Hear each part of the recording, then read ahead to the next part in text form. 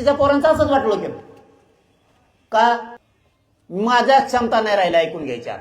एक एक पोरग जर आणि आमचं एक एक विद्यार्थिनी पोरग पोरगी जर संपणार असले, तुम्हाला सांगतो आपल्या जिन्याला सुद्धा इथं उभं राहिले जेवढे आहेत ना, आपल्या जिन्याला सुद्धा काय अर्थ नाही. आपला समाज आणि लेकर संपणार असले काय अर्थ नाही. फुकट पांढरे कपडे घालून इकडे तिकडे हिंडणं, एक दोन अंगठे हातात घालणं आणि हिंडणं, काय आहे त्या फुगीरपणात उपयोग नाही तुमच्या. तुमचं लेकरू जर वन भटकायला लागले नोकरीसाठी आणि भिकाऱ्यासारखं 4 जणांच्या दारात जर उभारणार असलं तर मराठ्यांना तुमच्या कष्टाला काय चीज नाही. तुम्हाला कोण फसवतं हे शोधला पाहिजे तुम्ही. भला आपला पक्ष असला तर चुकीला चुकच म्हणायचं शिका जातीनं.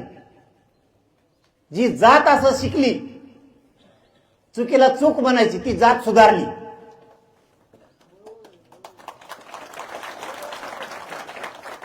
ज्याने पक्षालाच बाप मानलं जातीला बाप नाही मानलं ती जात नाही सुधरत.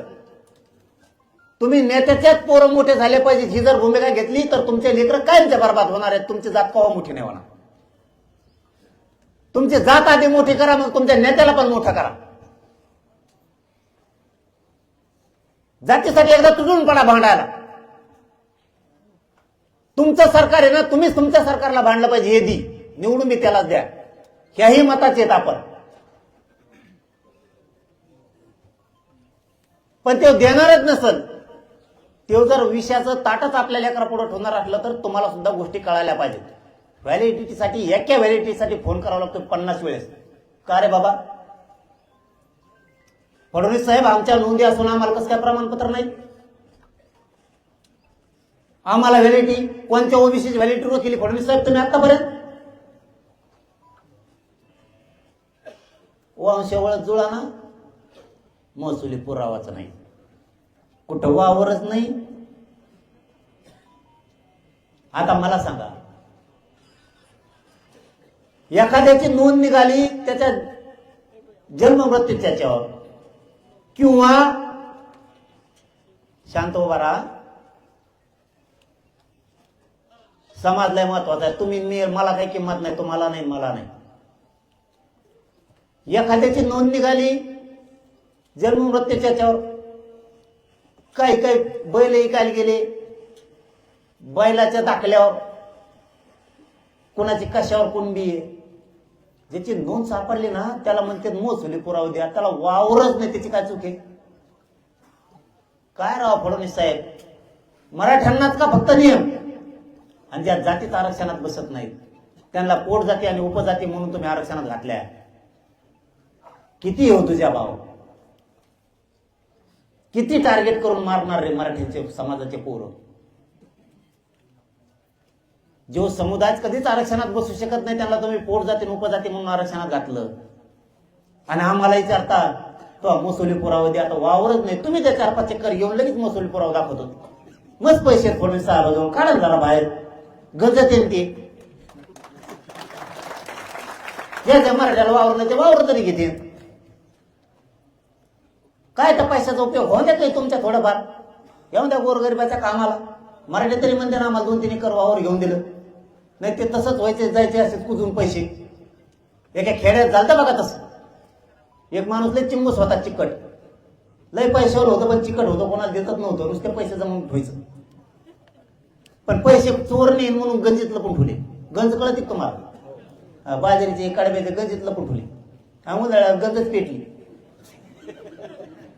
तो पाणी टाका म्हणतच नव्हता, तो फक्त म्हणायचा पलीकडे कोपऱ्यातून वडा. पलीकडे कोपऱ्यात काय वडा लोकांना कळा ना, यालाच नाही होतं पैसे येतील.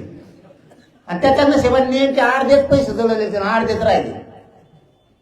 आणि नुसतं असं म्हणायचा, येड लागलं त्याला ते पैसे घेऊन हातात, कारण अर्धे जळले कामाला येणार. तसं फडणवीस साहेब घ्याव दे तुमचे पैसे कामाला गरीबाच्या, गंजी गुंजी ठुले असले तर. गरीबाच्या लेकराला तुम्ही पुरावे मागायला लागले. काय ते पुरावे त्यात जाऊ? लोकांच्या नोंदी नाहीत आमच्यावर, नोंदी आहेत. काही काही जागेवर काय झालंय, नोंद सापडली पंजाची, थोडं पुढं आलं लगेच त्याचा नातू लागतो वंशवळी. नातवाला जमिनीत न राहिली, ते म्हणते तो आम्हाला सोलापूरवादी, त्यांनी ही केली.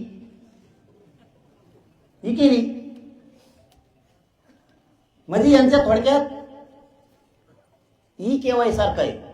केवाय करा म्हणतात ना शेतकऱ्याचे आता, हा केवायसी करा म्हणतात, तशी सिस्टम आहे ही आरक्षणात बी आपल्या.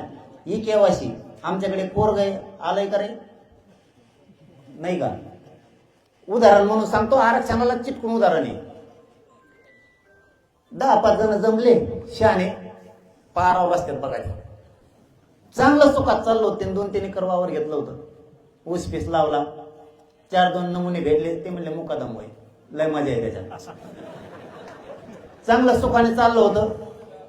26 टायर केले त्याने बैलगाड्या, 26 बैलगाड्या. फडणवीस साहेब खरं आहे, तुम्हाला परत खोटं वाटत, तुम्हाला वाटत मलाच वाजित, तुम्हाला नाही वाजित, तुम्ही मराठ्याला द्या, हेच मराठी तुम्हाला डोक्यावर घेते, हे पण फडणवीस साहेब लक्षात ठेवा. त्यांनी काय केलं, थांब रे बाबा, 7चे दाखवून दोघं, मी पुढे माग सरकत नाही. मी त्यांनी काय केलं, 4-5 जणांच्या मित्राचं ऐकून मुकादम झाला. 26 त्यांनी टायर लावले. पण त्या टायरावर काय सिस्टम असते माहितीये का? त्याला ते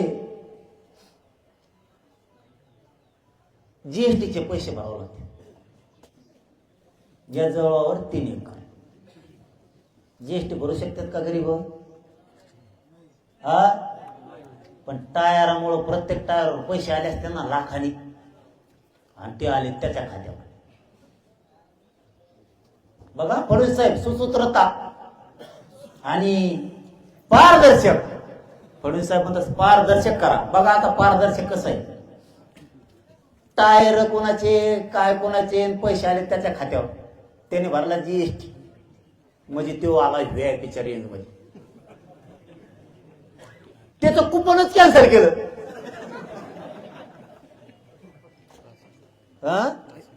हा ना, कुपन म्हणजे राशन कार्ड. कुपन कळत असं ना फडणवीस साहेबाला? नाही कळत. कुपन म्हणजे कुंपण, हे तार मारणे नाही, चौकून तार मारणे, ते तार कुंपण म्हणतात. पण कुंपण म्हणजे आमच्याकडे खेड्यापाड्यात कुंपण म्हणतात बुवा त्याला, पण राशन दुकान बुवा. पिशी घेऊन जात होता 4-5 किलो तांदूळ आणायला, ते म्हणले तू तर जीएसटी भरतो, तुला नसतं. काय फडणवीस साहेब, काय तुमचा भिकायला लागते लोक गरीबाचे.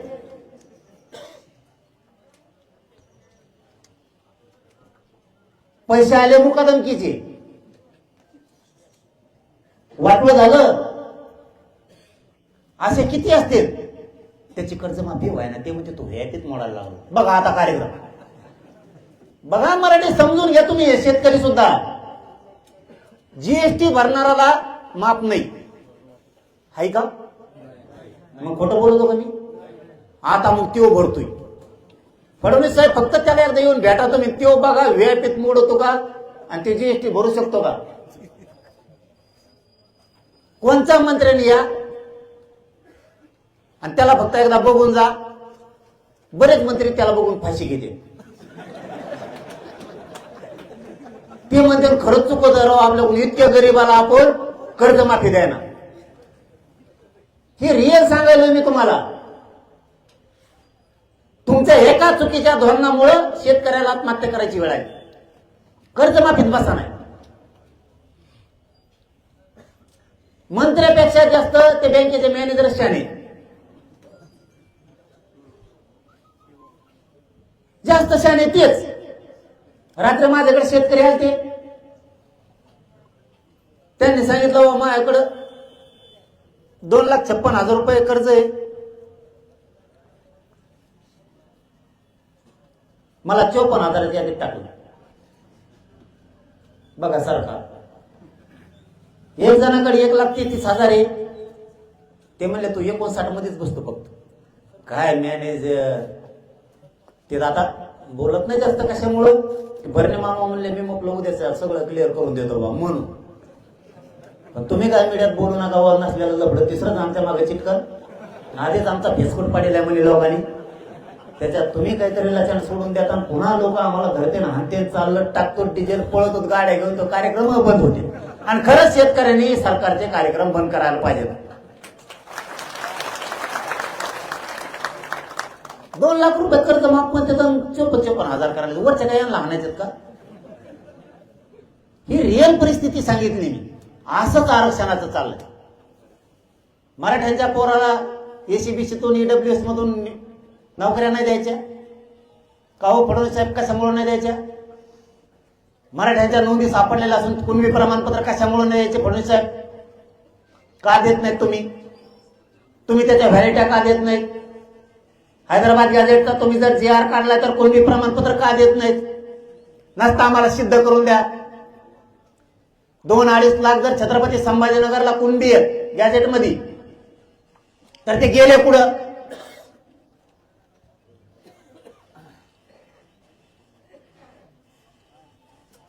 मला वाटतं 2.2 लाख नांदेडला आहेत. दाखवा मला कुठे गेलेत, हे तर दाखवा. इथं आता सोक्ष होणार आहे 29 ऑगस्टला. मराठ्याने लक्षात ठेवा. फडणवीस साहेब आता तुमचा सुद्धा कस लागणार आहे मराठ्या संघ.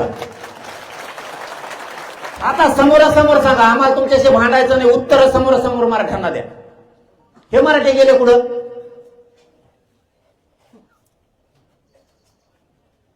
एका एका जिल्ह्यात जर 2-2, 3-3, 2.5 लाख कुणबी आहेत. हे मराठे गेले कुठं सांगा आम्हाला. आम्ही तिथं जाऊन विचारतो तू होता का राहायला. तुमचं जर म्हणणं असलं बा ते अमेरिकेत गेले सगळे आम्ही हाकलून दिले. आम्ही तिथं जाऊ एसटीने नाही विमानानं जाऊ. आम्ही आमचं कसं जाऊ? विमानावर गेलो हालतो.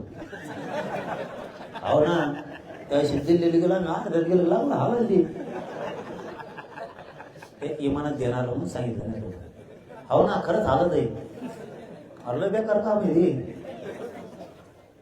अर्ध्यात गेलं की ती बयाली ती म्हणते कॅप्टनने बोला